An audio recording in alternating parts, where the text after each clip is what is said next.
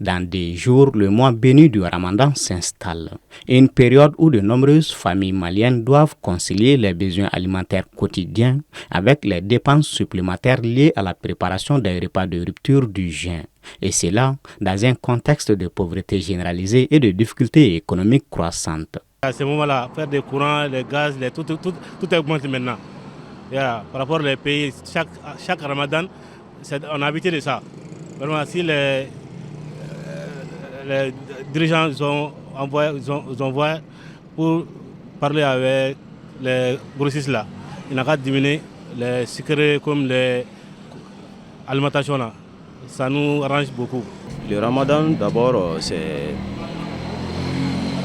un mois qui est béni. Ça nécessite beaucoup de dépenses, surtout des dépenses supplémentaires. Vu le contexte actuel du pays, je pense que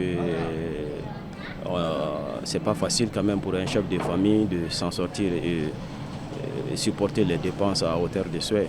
Face à ces défis, de nombreuses familles seront contraintes de réduire leurs dépenses et de s'adapter à des conditions de vie plus modestes pendant ce mois. Il est évident que nous vivons dans un contexte très très difficile, un contexte caractérisé par une crise énergétique, on va dire historique sans précédent, mais également une situation d'augmentation de prix.